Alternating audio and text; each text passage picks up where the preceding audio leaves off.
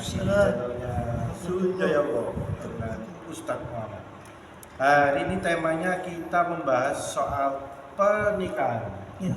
Pak Ustadz, ini yang banyak orang sekali yang sering dibicarakan dalam bahasa Romo Inggilnya. Konkawin. Dalam kesimpulan saya, Pak Ustadz ya, pernikahan itu tidak semudah kita membalikkan telapak tangan. Ya. Kita membina, kita ngambil anaknya orang untuk kita satukan ya. Semua kan berbeda-beda, tidak gampang. Seorang wanita kan harus dibina, dididik dan dinafkahi. Nah, kira-kira pertanyaan ke Pak Ustadz ini gimana? Kira-kira orang yang selalu bicaranya kayak gitu, kan tidak ngerti yo, tak boleh no. Memang dipikir kayak cari kambing gitu.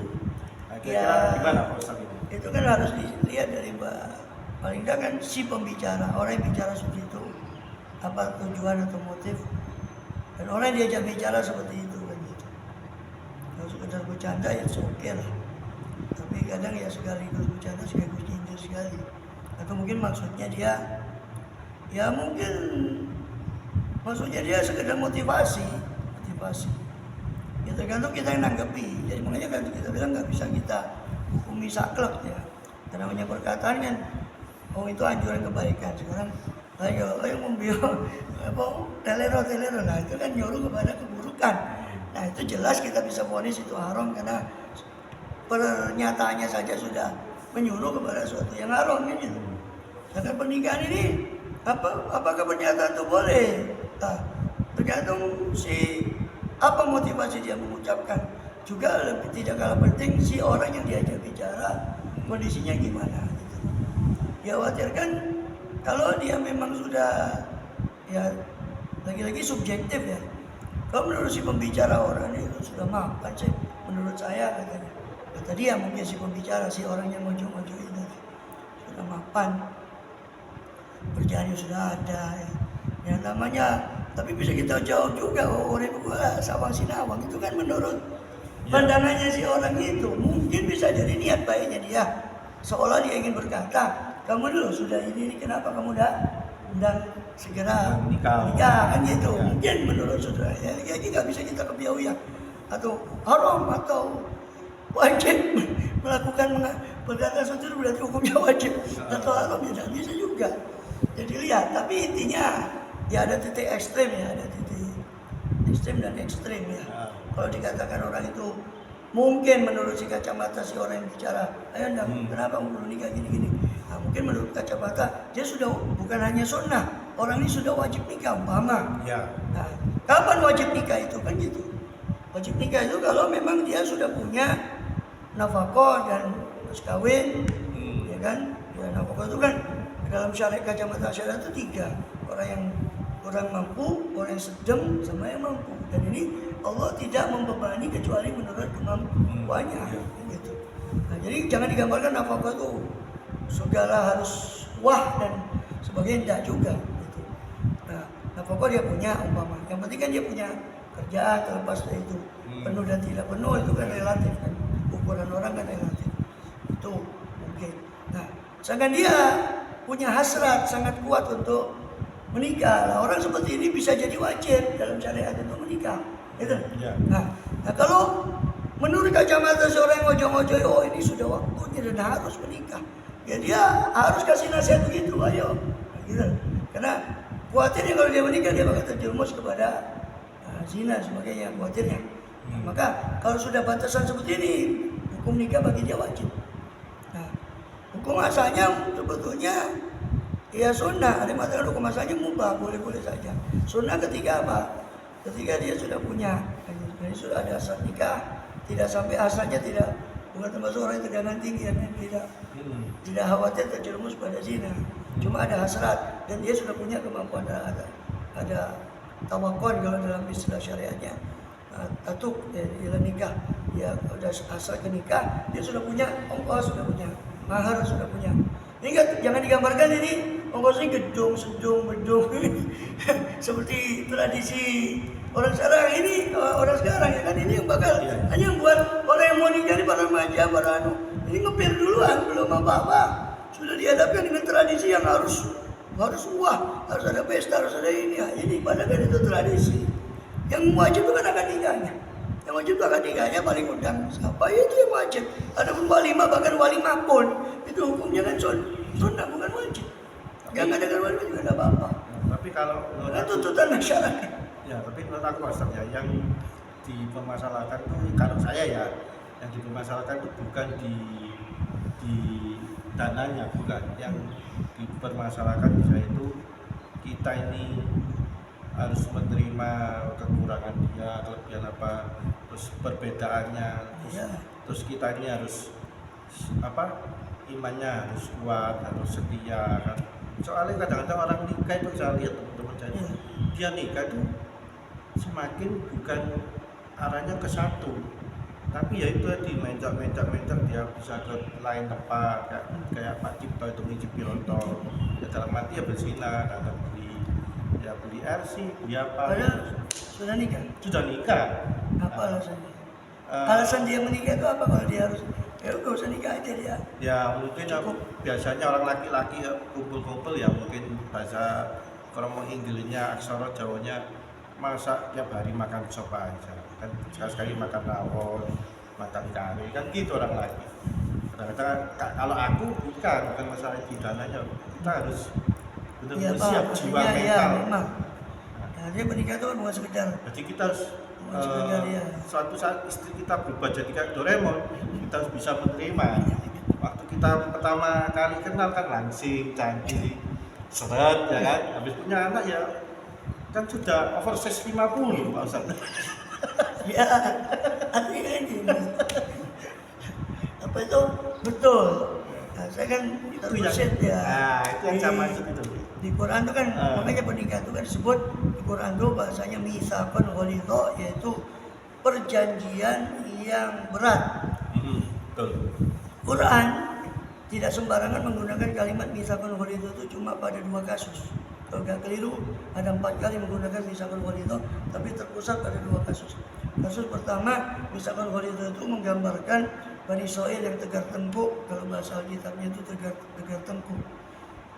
Yang keras kepala, ya, itu harus dipaksa dulu karena ya, diceritakan itu di Gunung Tur itu di atas ya, untuk mengambil perjanjian dari Allah melalui Nabi Musa AS. Nah, perjanjian dari Allah melalui Nabi Musa itu disebut sebagai mitsaqan ghalidha, perjanjian yang berat, dan itu meliputi pelaksanaan syariat yang itu nggak ringan juga. Apalagi kalau bicara nanti syariatnya Nabi Musa itu agak berat. Kedua, mitsaqan ghalidha itu dipakai dalam pernikahan. Jadi Quran cuma menggunakan kalimat mitsaqan ghalidha, perjanjian yang amat berat. Itu pada 2 kasus perjanjian dengan Allah Ta'ala melalui para nabi-nabinya. Kedua, perjanjian tadi digambarkan di Nabi Musa waktu itu dengan Bani Israil. Kedua, perjanjian dalam pernikahan gitu. Kopi itu sampai Rasul mengatakan, "Ittaqullah, takwalah kepada Allah terutama istrimu, sebab kamu mengambil dia dengan kalimat Allah." Maksudnya kalimat Allah, syariat Allah yang mengizinkan kamu dengan ucapan ijab kabul itu menjadi yang asalnya wanita ini haram bagi kamu untuk kamu sentuh, dengan satu kalimat itu bisa menjadi halal bagi kamu. Jadi Allah yang menghalalkan itu. Nah, itu digambarkan sebagai satu mitsaqan. Mungkin ini yang juga memang harus dipahami. Cuma ya satu hadis Rasul kan mengatakan SAW khairul umur awsatuha, sebaik-baik perkara itu kan yang paling pertengahan. Jadi artinya betul. Pemahaman mitsaqan ghalidha itu kalau sama sekali orang tidak paham hakikat pernikahan, dia pahamnya cuma pernikahan itu senangnya saja. Yang istilah orang hari-hari kan honeymoon atau bulan madu. Itu. Ya, bulan madu. Tidak usah dibahas. Belum nikah kalimatnya. Overdosis. Kakean kopi. Nikah saja belum. Kenapa? Kebanyakan gawa. Jadi ya artinya kan gitu bulan madu ya kan, madunya habis tinggal bulannya. Ikutan bayar listrik. Bulan madu, madunya habis tinggal bulannya. Pertama bulan madu, tinggal bulannya. Salat kamu yang habis punya anak satu, proses 50. Bulannya itu tinggal bulannya itu maksudnya bagian bulannya. Bagian bulannya. Artinya kan itu Itu konsep misakon itu tadi, bahwa pernikahan itu bukan suatu yang untuk bermain-main. Iya, betul. Konsep misakon itu memang perlu dipahami, tapi pemahamannya harus pada proporsinya. Artinya apa? Kalau seorang itu terlalu menggambarkan misakon atau pernikahan sebagai perjanjian yang memang nggak ringan, dan itu menjadi momok bagi dia hanya takut menikah, ini kan juga ada something wrong kan, itu suatu yang salah. Tapi di sisi lain, pemuda atau remaja yang nggak ngerti hakikat pernikahan itu juga salah konsep nantinya kan. Ya. Jadi harus ditempatkan pada posisinya. Makanya Rasul bilang sebaik-baik perkara itu yang di tengah, tidak terlalu over, terlalu lebihan sampai menjadi momok. Wah, nikahnya harus ada loh. Yang kalkulatornya kayak gitu sampai sekarang saya dapat sendiri. Ayah saya kan sering menunjukkan orang itu benar dapat jatuh. Saya tahu orang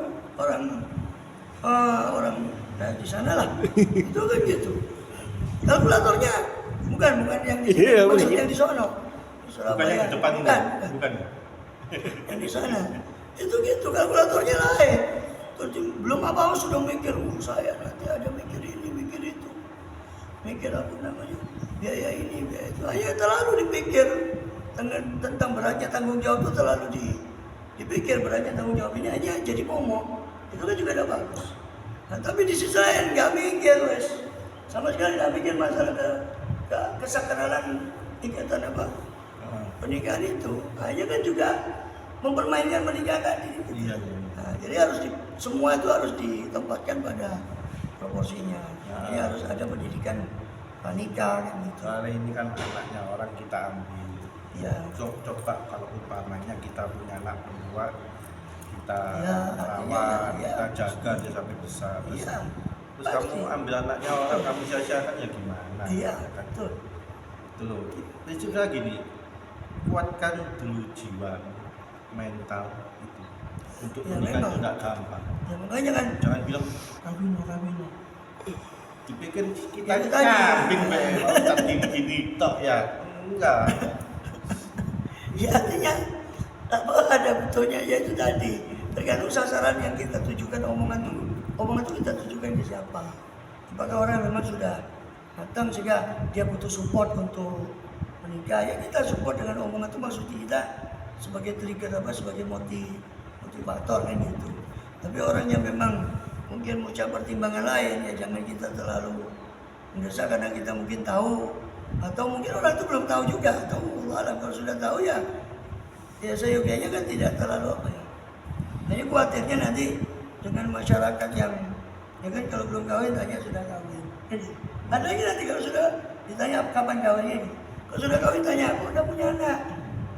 Ya. Dan terus akan dengarkan omongannya orang ini sebatas kalau itu nasihat bagus. Tapi kalau kita semua omongan orang kita dengar ya nggak bagus juga, seperti Luqman itu. Luqman al-Hakim ya kan punya keledai kan itu, sama anaknya dibilang ayo kita naikin ini keledai ini, naiki sama anaknya. Nah, orang bilang ini orang nggak punya perikewanan, masa keledai gitu dinaiki orang tua kan kasihan. Bro. Nah, Luqman bilang gitu loh, kamu dengar. Ini Luqman ini menunjukkan kepada anaknya bahwa kalau dengar omongan orang itu ada benarnya semua. Iya, Itu makanya ya mungkin kematangan sikap kita untuk menyikapi omongan seperti itu kan gitu. Sudah kita anggap aja cambuk motivasi atau just thinking positif lah. Ya. Berpikir secara positif lah. Dengan kita, karena tergantung kita hadapi dengan kacamata negatif, hanya jadi bahan pikiran, bahkan pikiran stres. Nah, kalau saya enggak dapat pikiran. Kita kan ya maksudnya kan gini, Ah. kita ini kan menjawab pertanyaan yang orang itu pasti dihadapkan dengan pertanyaan semacam itu, dan tipe orangnya itu berbeda-beda kan gitu. Yang kasihan itu kan ketika dia tahu orang itu rapuh, terus dia ojo-ojoi dengan pertanyaan semacam itu kan kasihan orangnya. Kasihan orang Ya, yang ya. kemudian jadi terbeban. Nah itu nggak bijak juga kan. Jadi Ya. kalau kita paling adil itu menjawab pertanyaan gimana kalau orang nanya semacam itu, ya seyogianya ya artinya nggak bisa kita lebih ya bisa ya lebih baik jangan lah, karena itu dilihat nada bicaranya. Kalau nada bicaranya dan nada motivasi itu bagus, tapi kalau nada bicaranya semacam apa ya, sesuatu yang menyinggung dan sebagainya lah, itu kan hanya jadi tidak bijak. Maksudnya dia untuk motivasi tapi istilahnya tangkapannya orang Nah, yang si kalau pendengar saya itu ya mereka kayak gitu tuh omongnya kayak ngomong sama anak kecil, bukan sama orang dewasa gitu. Kan tulisannya dulu kan selamat menempuh hidup baru. Kalau zaman sekarang, zamannya Covid, selamat menempuh hidup susah. Sekarang kayak kerja susah, ekonomi yang naiknya belum seberapa, terus rumah tangga itu yang nggak gampang. Dulu kita masih single, kita keluar mulai jam berapa nggak masalah. Sekarang udah ada istri, telepon bapak, kamu nggak pulang-pulang, kamu tuh lebih pintu ini, dompet dicek, ATM dicek, lama-lama bilang gini, itu istri apa KPK? Ya kan semua itu kan nggak gampang nikah. Makanya kan artinya, baik orang yang menanggapi pertanyaan semacam itu atau orang yang melontarkan pertanyaan semacam itu ya harus sama-sama bijak kan gitu. Yang melontarkan pertanyaan semacam itu kepada siapa kan gitu, kepada orang yang tipikalnya bagaimana kan gitu, dan dia kesiapannya mau menikah sudah sampai mana yang dia tahu kan gitu. Nah, bisa jadi positif, bisa negatif juga gitu. Nah, yang menanggapi juga harus bijak gitu. Ya, Menanggapi bijak. omongan itu ya harus bijaksana. Saya selalu bijak Pak Ustaz. Gitu ya. Yang depannya itu paling nggak bijak nih. Depannya sama kan masih single. Jadi ya kalau ingin sebetulnya kalau mau ada bahas lebih dalam lagi kan ada rumusan kan gitu dari Imam Ghazali, itu rumusan tentang faedah pernikahan dan risiko pernikahan. Yang ini bisa direnung, bisa sama-sama direnungkan antara faedah yang bakal dia peroleh dengan dia menikah dan risiko yang bakal dia tanggung dengan pernikahan itu harus imbang lah. Iya. Jadi faedah itu kan anak, keturunan. Iya. Keturunan itu bisa dapat doa dari anak yang soleh.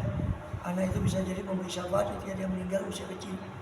Anak itu bisa jadi kita dengan menikah dan punya keturunan itu membanggakan Rasulullah SAW yang beliau mengatakan saya berbangga di hadapan para umat nanti. Juga mengikuti dawuhnya Allah sendiri yang memang Allah menciptakan Bani Adam ini memang untuk tujuannya berketurunan. Dan menjaga pandangan, menjaga syahwat dengan cara yang halal.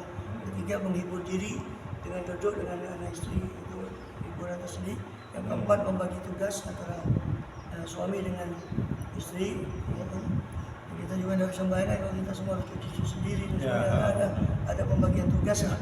Nah, bukan siapa yang lebih superior dan sebagainya, tidak, tapi lebih ke pembagian tugas. Yang terakhir, mendulang pahala dengan sabar dalam mendidik anak istri. Nah, ini 5 manfaat dibanding dengan 3 madorot. Madorotnya ketika orang menikah tapi dia belum punya sumber penghasilan yang halal, ini bahaya. Bisa saja yang haram yang dia. Yang kedua, masalah belum punya kematangan untuk mendidik anak istri. Yang ketiga, anak istri bisa menjadi biang lupanya dia kepada Allah SWT. Ini 3 risiko. Jadi seorang yang mau menikah harus membandingkan antara 5 kemanfaatan tadi dengan 3 risiko. Dibanding-banding lah. Kira-kira saya nih sekarang nih patutnya mau nikah dulu apa mematangkan mempertimbangkan dulu dari faedah dan risiko yang tadi disebut, sehingga setelah sudah matang baru saya menikah. Untuk tahu itu dia harus menimbang risiko apa yang dia bakal, dia harus tanyakan pada dirinya, saya menikah sekarang, risiko apa yang bakal saya, contoh orang tidak punya pekerjaan yang tetap lama kan, tadi kan di antara risiko pernikahan kan memenuhi nafkah dengan rezeki yang halal, risiko pernikahan. Nah, kemanfaatannya umpama dia seorang yang kedua tadi, manfaat pernikahan itu melampiaskan syahwat dalam cara yang halal, menjaga pandangan, menjaga kemaluan. Nah, maka ini resikonya kalau dipenuhi faedah ini, faedah ini harus dipenuhi umpama. Kalau dia bakal terjumus pada zina, sedangkan rezeki suatu yang halal itu masih bisa diusahakan umpama. Ya sudah, berarti dia harus kalau ingin menikah karena dia terpaksa dengan manfaat yang kedua untuk tidak bisa menjaga pandangan dan sebagainya, ya berarti harus tahu diri ketika dia dihadapi dengan risiko yang pertama tadi, itu kebelum mampuan dia untuk mendapatkan sumber yang halal atau apa, berarti dia harus ngejar ini kan gitu untuk mendapatkan ini ya. Dan begitu seterusnya, artinya ini bisa dijadikan pertimbangan kemanfaatan yang bakal dia dapat dengan pendidikan yang sekarang dia mau jalani dengan resiko yang tadi dia yang dia bakal tanggung gitu. Nah, dia timbang-timbang. Kira-kira saya menikah sebulan lagi apa sekarang apa kapan apa. Itu bisa dia timbang dengan poin-poin tadi itu. Tapi Ustaz, kan janjinya Allah kalau kita menikah rezeki akan ditambah. Nah, itu kan janji Allah, rezeki. Rezekinya Bukan rezeki ditambah, ya dijamin. Maksudnya Allah betul, ya betul sih. Ditambah itu dalam arti kan orang menikah, A dengan B menikah, bukan berarti rezekinya A dibagi dengan B. Tapi rezeki A sendiri, rezeki B sendiri, itu logikanya. Jangan pakai menggunakan logika, dia menikah berarti nambah beban. Memang begitu di sisi lain. Ya, tapi kan di sini pertimbangan tadi itu bicara orang secara kemanusiaan, secara keseluruhan. Tidak semua orang punya iman seperti itu. Ya, betul. Sebab ada kata-kata bijak dari para sufi itu, bukan Allah, bukan hamba yang memuji Tuhannya, tapi Tuhan yang memuji hambanya. Jangan kamu seolah nodong sama Allah, ya Allah ini saya sudah nikah, mana katanya janji. Memang kan ada. Sontek Pak Ustaz. Kan gitu. Kerja. Dan memang ada kan ayatnya. Iyakunu fuqara yughnihimullahu min fadlih. Apabila mereka fakir, Allah yang akan mencukupkan mereka.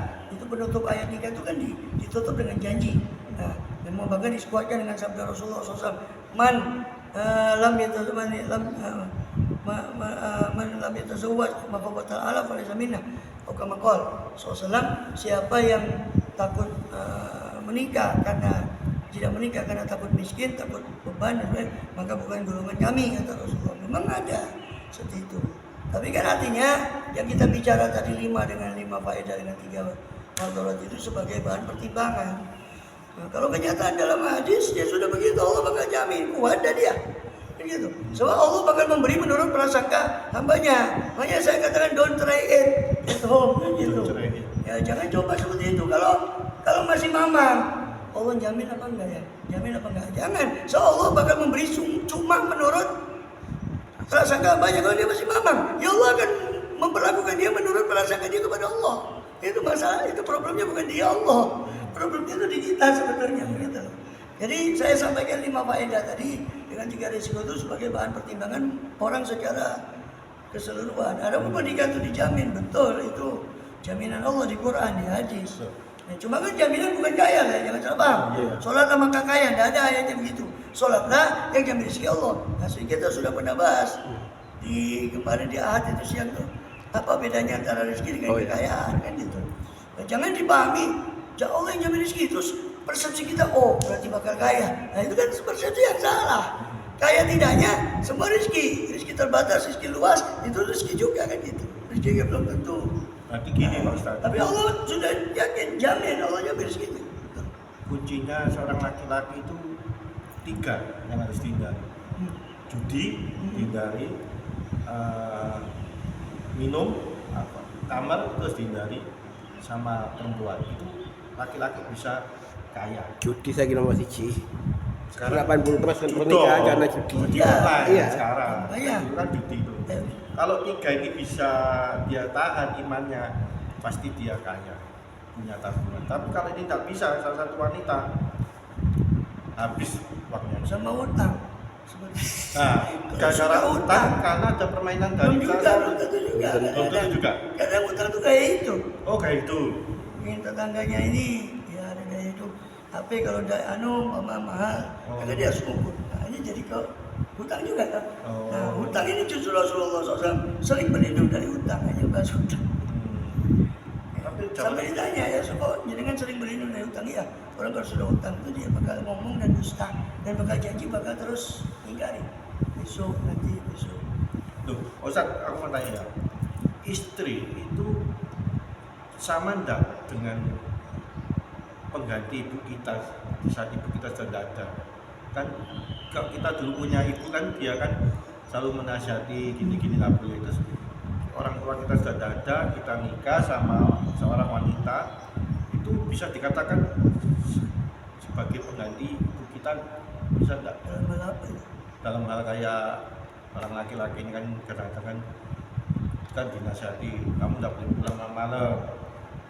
Ya bisa saja kan, itu namanya tausobilah, tausobisober itu kan. Seperti itu kan kalau kita tangkap itu kan masuk kepada saling berwasiat dengan kebenaran, itu kan salah satu tanda iman orang sempurna itu kan amanu wa amil soleh wa tawassaw bil haq tawassaw bis sabr. Beriman, beramal soleh, disempurnakan dengan saling berwasiat dengan kebenaran. Tapi kalau biasanya gini ya, Kalau kehidupannya menasihati, lebih baik ibu kita menasihati daripada seorang istri, karena istri lebih cerewet dari ibu kita. ya itu kan tergantung. Memang ada, bahkan ada perkataan itu syawirhunna wa khalifhunna. Musyawarahlah kau dengan perempuan, dengan istri, para perempuan, para istri, tapi jangan ikuti sarannya. Ada pernyataan begitu. Biar dia yang ikut Di antara kita. para ulama.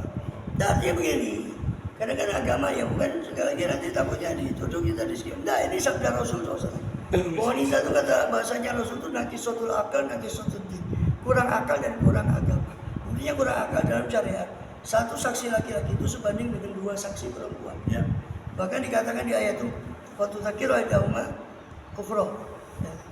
Diadakan saksi itu harus 2 perempuan bukan 1 perempuan supaya saling mengingatkan satu sama lain. Begitu bunyi ayatnya di 2 perempuan. 28 dia 2 perempuan. Waktu besok kita nikahnya 2. 1 saksi ini lain. Itu pembahasan lain lagi. Bercanda. Oh ya, saya ngomong belum nikah. Turun ke sana. Umatnya susun. Santai dan cerewet ya maksudnya. 2 Loh, lagi. ada kisah Nabi Yunus itu konon. Nabi Yunus alaihissalam istrinya cerewet. Didatangi tamu. Tapi kasihan sama Nabi Yunus. Nabi Allah, kenapa kok istri anda kok begitu? Kenapa tidak cerai saja? Kamu tahu? Ya. Suatu kali saya mau najat sama Allah, kata Nabi Yunus. Saya mau najat sama Allah SWT. Ya Allah, apa yang sekiranya ada azab atau apa di akhirat, timpakan saya di dunia. Maka Allah memberi wahyu kepada saya, kata Nabi Yunus. Memberi wahyu kepada saya. Siksamu di akhirat itu, yang bisa mengandungkan siksamu itu adalah kau menikah dengan wanita itu. Ya itu istri saya itu. Jadi ini siksa. Nanti siksa. Jadi dia pernah munajat. Mungkin munajatnya kelima atau gimana. Minta supaya yang ditimpakan di sana ditimpakan di dunia. Hanya disuruh menikah dengan wanita itu. Ya ini katanya. Ya hasilnya ya ini. Nanti siksa neraka dan ada siksaan batin berarti. Supaya di sana impas gitu. Katanya anu mau. Katanya anu mau. Apa itu? Katanya anu mau. Sing apa didik istri gajah. Oh, ya ini kan ada orang lagi ini pagi ketemu anak belajar, semua yang ngerjakan suami, terus istrinya cuma berdiam diri. Kalau saya maksudnya, kalau saya besok punya istri, mau saya didik, jadi gini. Misalkan saya ini ada usaha, saya didik, dia keluar. Misalkan saya suatu saat saya besok nggak ada, jadi biar istri saya ini punya keahlian. Jangan kayak orang lain, istrinya nggak bisa apa-apa, suaminya meninggal, nanti dia nikah. Ya kalau nikahnya nikah cuma mengumpulkan anak ya tambah kuat biaya. Kalau buat investasi tanah itu nggak apa-apa. Kan orang tidak, kan banyak orang keliru. Istrinya taruh rumah, disimpan, kayak emas apa berlian itu.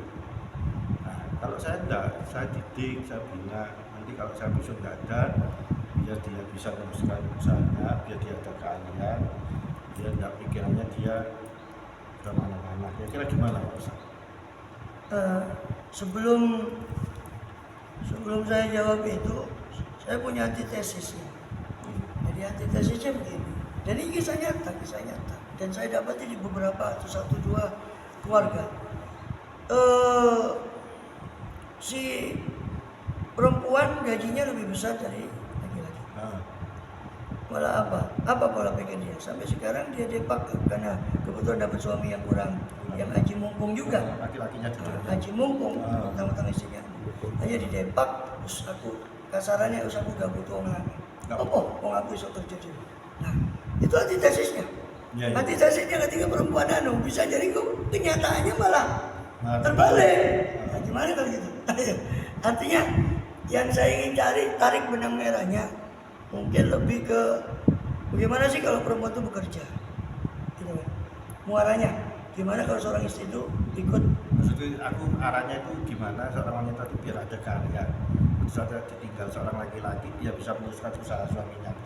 Maksud saya, Ya, lebih pertanyaan ikutannya itu kan ketika wanita itu bekerja itu macam mana? Kan gitu. Dia bekerja juga.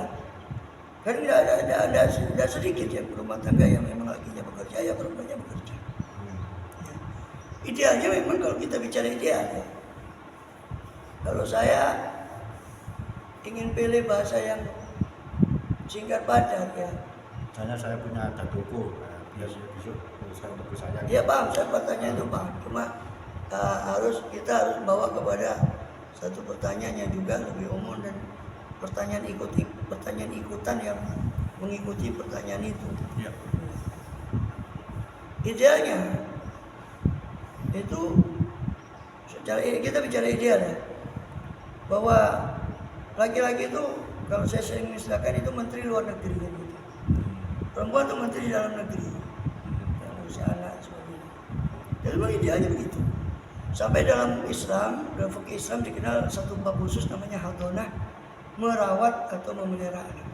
Dan itu lebih diberatkan oleh Islam kepada ibu. Ya. Walaupun Nabi sendiri bersabda SAW, fa'abawau, maka ayah ibunya lah yang membuat dia Yahudi atau Nasrani atau Majusi. Hanya anak itu kertas putih, maka Rasul tidak mengatakan ibunya lah, tapi Rasul mengatakan dua orang tuanya lah. Ya. Jadi ya bapak ya ibu.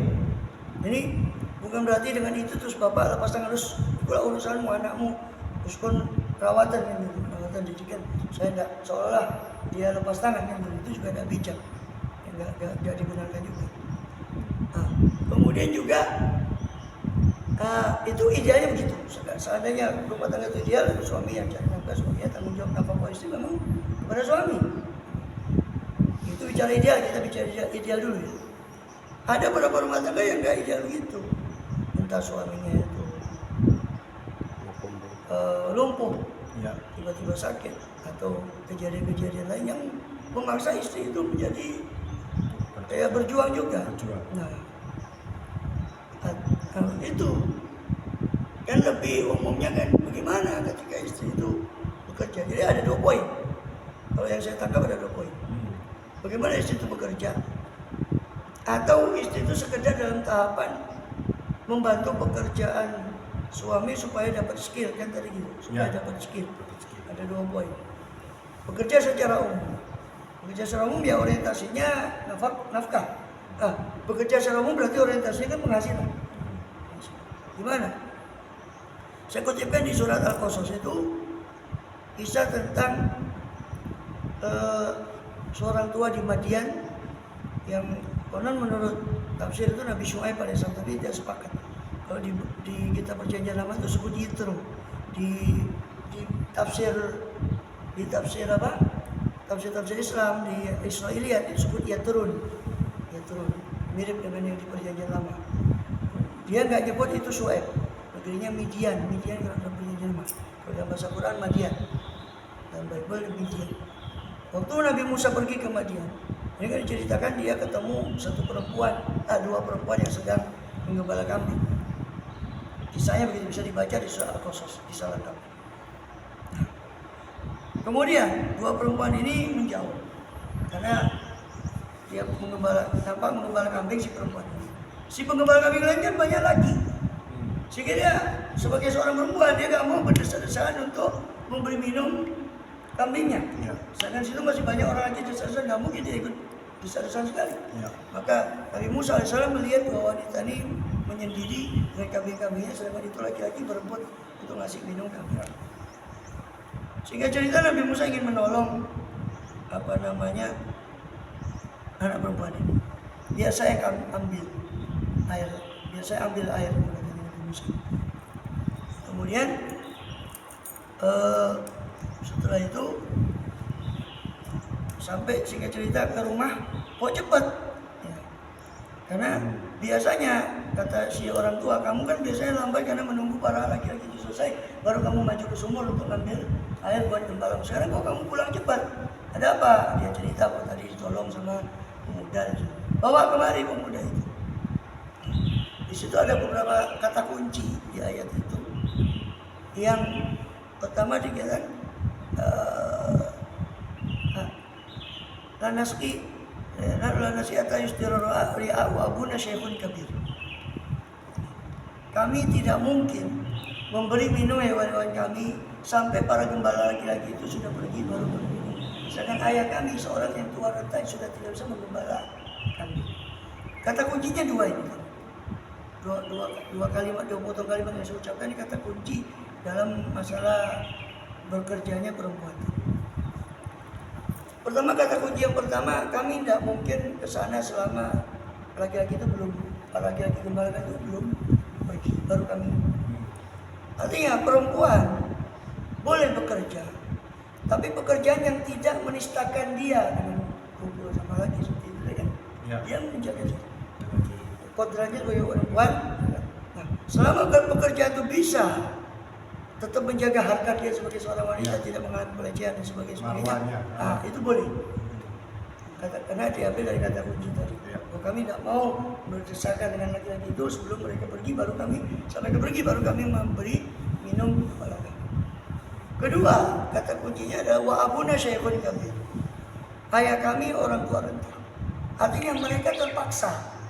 Dua orang anak perempuan ini terpaksa menggembala kambing karena nggak ada yang mencarikan nafkah, sedangkan dua ini wanita ini masih gadis, belum ditanggung oleh suaminya. Harusnya memang idealnya tanggungan ayahnya, tapi ayahnya sudah tua renta, tidak mungkin lagi gembala kambing. Ya. Maka dari kata kunci ini bisa tarik kesimpulan, perempuan boleh bekerja kalau ada tuntutan. Kalau ada tuntutan, contoh baik itu si mungkin penghasilan suami turun, contoh kayak corona kemarin ya kan, umpama pemasukan itu turun sehingga mau tidak mau si istri ingin membantu, boleh. Jadi Islam tidak melarang sama sekali, maksudnya tidak melarang secara total untuk perempuan itu bekerja.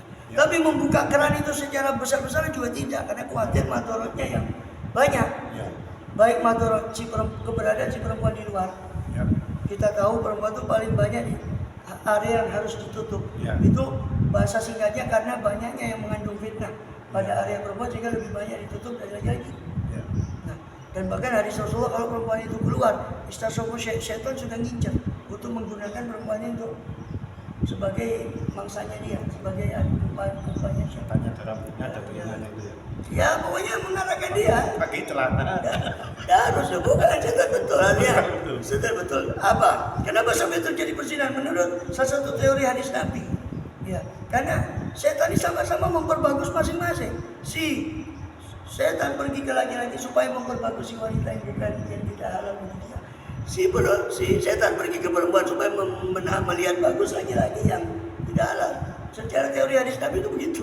Terjadi bukan setan terlepas dari setan dasirang, terlepas dari setan kepala hitam, itu setan betulan. Jadi gimana caranya supaya makanya kan orang berdua-dua tidak boleh karena ketiganya kata Rasul setan.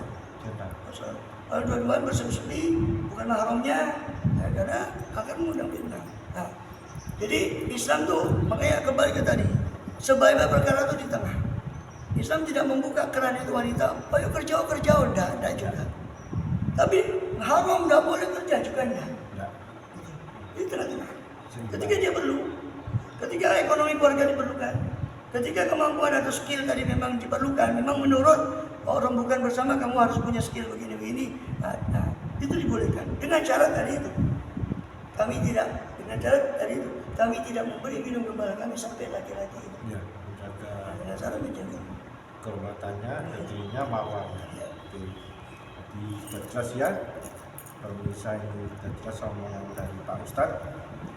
Nah, kita lanjutkan selanjutnya dengan tema-tema yang baru-baru. Sampai jumpa lagi di podcastnya JJ Okoda. Assalamualaikum. Assalamualaikum.